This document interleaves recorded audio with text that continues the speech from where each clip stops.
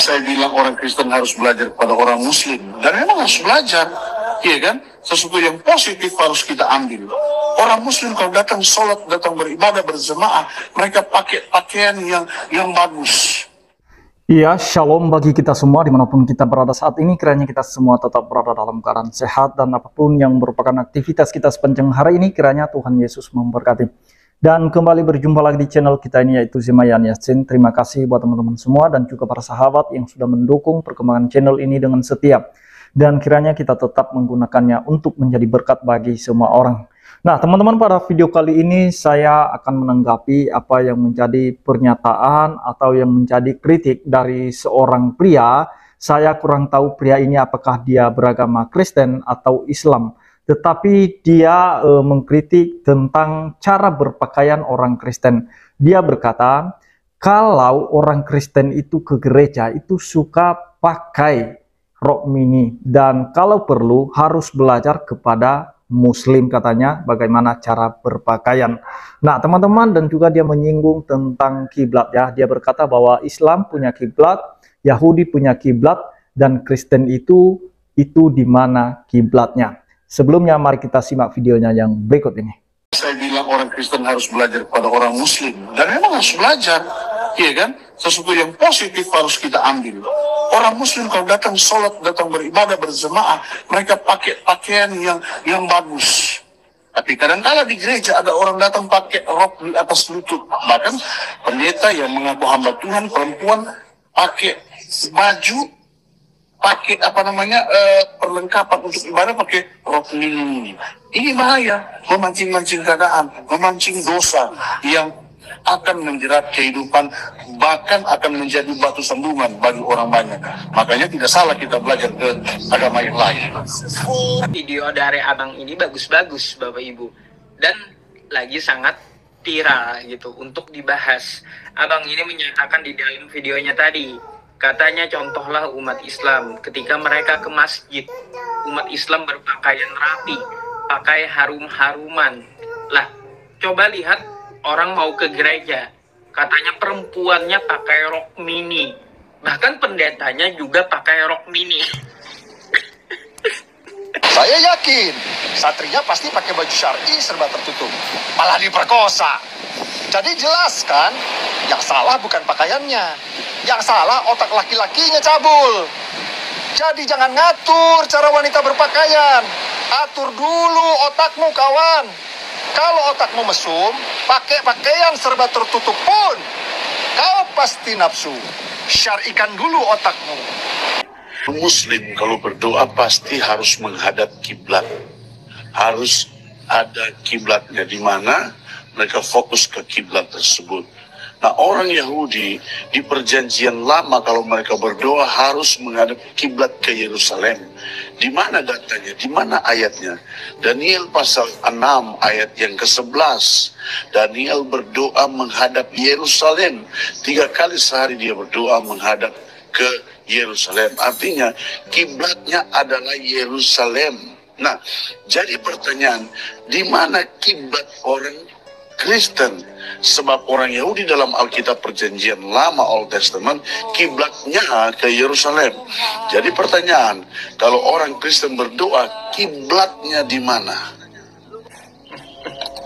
Betul itu pertanyaannya. Orang Yahudi punya kiblat, orang Islam punya kiblat. Lah, Kristen kemana? Kagak ada kiblatnya. Betul itu pertanyaan, masuk akal gitu lah.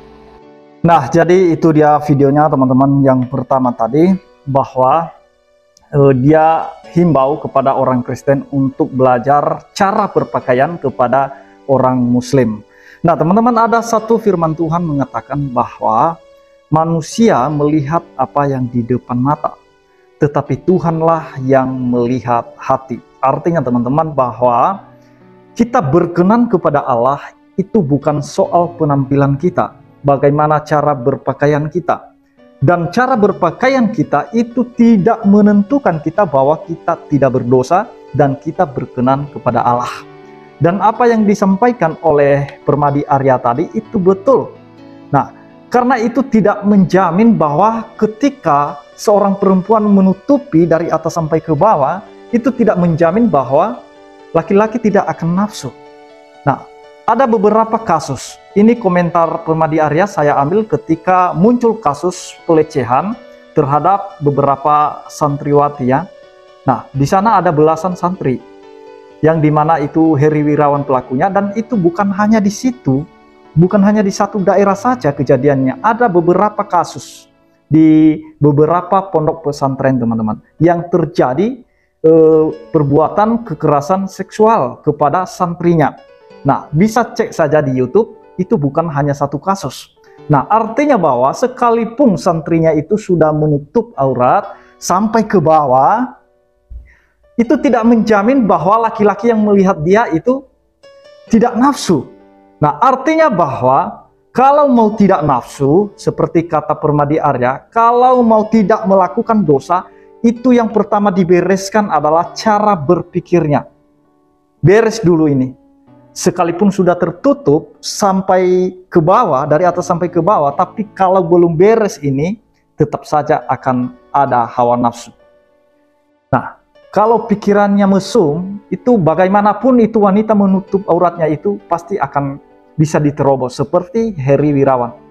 Nah, itu sudah belasan santrinya. Itu dilecehkan sama dia. Dan itu viral, masuk di TV teman-teman ya. Tayang di TV, kasus itu. Nah, artinya bahwa jangan itu menjadi jaminan bagi kita bahwa nanti kalau kita sudah berpakaian menutup dari atas sampai ke bawah, maka kita berkenan kepada Allah dan kita tidak berbuat dosa dan kita tidak punya nafsu untuk melakukan itu. Nah, itu tidak menentukan, pakaian tidak menentukan Anda suci. Pakaian tidak menentukan Anda kudus. Sama seperti ahli Taurat Farisi juga, mereka pakai jubah agama, tetapi justru Yesus mengecam mereka. Karena mereka hanya tampilan di luar saja, seolah-olah mereka alim, seolah-olah mereka suci. Tetapi hati mereka itu jauh daripada Tuhan. Belum beres hati dan pikiran. Nah, jadi yang pertama, kalau mau akhlaknya benar, mau hidup suci, mau hidup kudus, bereskan dulu pikiran kotormu dan juga hatimu, bersihkan dulu supaya kamu layak di hadapan Tuhan. Itu yang membuat kita layak, bukan masalah pakaian kita. Nah, dan lagian saya tidak pernah melihat pendeta di gereja dia pakai rok mini. Dan saya kurang tahu bagaimana seorang pria tadi yang mungkin beragama Kristen dia ya. Mungkin dia ketika dia melihat orang berjubah menutup atas sampai ke bawah, dia pikir itu sudah layak di hadapan Tuhan. Sekali lagi Tuhan berkata, manusia melihat apa yang di depan mata, tetapi Tuhan yang melihat hati. Nah, itu yang pertama. Yang kedua, di mana kiblat orang Kristen? Muslim punya kiblat, kata Yusuf TI. Yahudi punya kiblat. Lah, Kristen ini di mana kiblatnya? Itu mereka mempertanyakan. Tidak jelas katanya kiblat Kristen. Nah, teman-teman, sekalipun ada dasar ayat yang dikutip oleh seorang pria tadi dari Daniel, dan memang zaman sebelum Masehi itu, kalau orang mau berdoa, menyembah itu harus punya kiblat, dan mereka menghadap Yerusalem. Seperti kita lihat percakapan Tuhan Yesus kepada perempuan Samaria. Orang Samaria kiblatnya ke Gunung Gerizim, dan sedangkan orang Yahudi kiblatnya itu ke Yerusalem, menghadap ke arah Bait Allah. Tetapi ketika kita di zaman sekarang, bagaimana? Mari kita akan melihat saja perkataan Yesus ya. Nah, dialog Tuhan Yesus kepada perempuan Samaria, kita mulai baca dari Yohanes 4 ayat 20-21. Seorang perempuan Samaria berkata begini kepada Tuhan Yesus, "Nenek moyang kami menyembah di atas gunung ini, tetapi kamu katakan bahwa Yerusalem tempat orang menyembah." Kata Yesus kepadanya, ini perhatikan, "Percayalah kepadaku, hai perempuan, saatnya akan tiba bahwa kamu akan menyembah Bapa bukan di gunung ini, bukan di gunung Gerizim itu lagi. Nah, dan bukan juga di Yerusalem, bukan lagi di Yerusalem."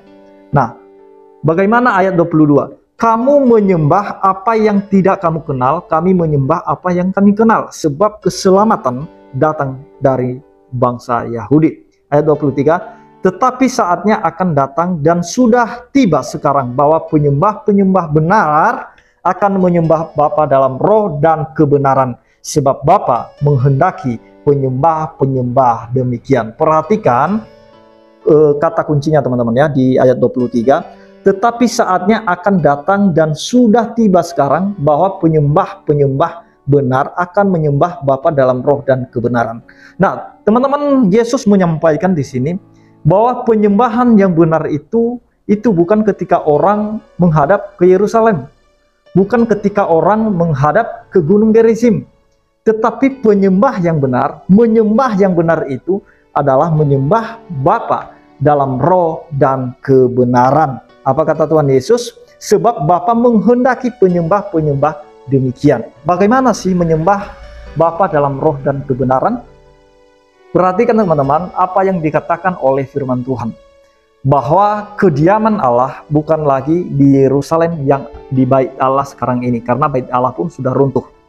Nah, itu bukan tempat kediaman Allah lagi, tetapi kata firman Tuhan bahwa tempat kediaman Allah adalah tubuh kita. Itulah sebabnya firman Tuhan mengatakan bahwa tubuh kita ini adalah Bait Allah, di mana Allah berdiam diri, roh Allah berdiam diri di dalam orang percaya.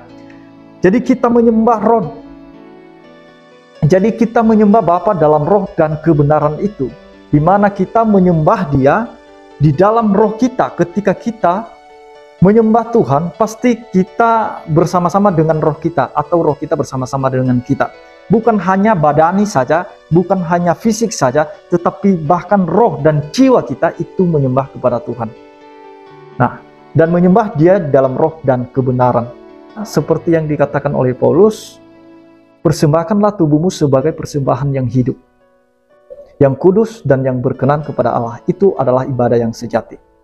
Nah, ketika kita mempersembahkan tubuh kita untuk menyembah Tuhan, untuk melakukan kehendak Tuhan, itulah penyembahan yang benar, dan itu adalah ibadah yang sejati, bukan masalah kiblatnya.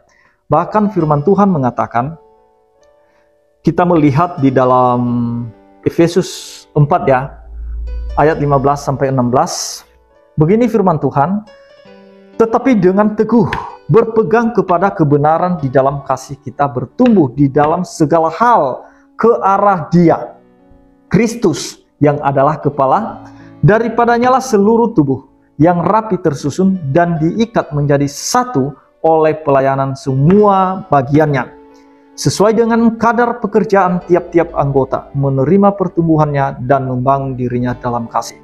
Nah, jadi kalau nanya di mana kiblatnya orang Kristen ketika berdoa, kiblat orang Kristen itu kepada arah Kristus. Karena kita mau menghadap kemanapun, Tuhan pasti ada di sana. Karena Allah, roh Allah ada di dalam kita. Mau menghadap ke kiri, mau menghadap ke kanan, mau menghadap kemanapun, Tuhan pasti ada. Karena Tuhan tidak dibatasi oleh ruang dan waktu. Bahkan tidak tinggal lagi Tuhan di Gunung Gerizim atau di Yerusalem, tetapi Tuhan tinggal di dalam kita. Jadi kalau kita menyembah Tuhan, kita menyembah dalam roh dan kebenaran. Jadi itu sudah jelas kiblatnya orang Kristen adalah Yesus Kristus, bukan lagi Yerusalem. Bahkan Yesus sendiri mengatakan demikian.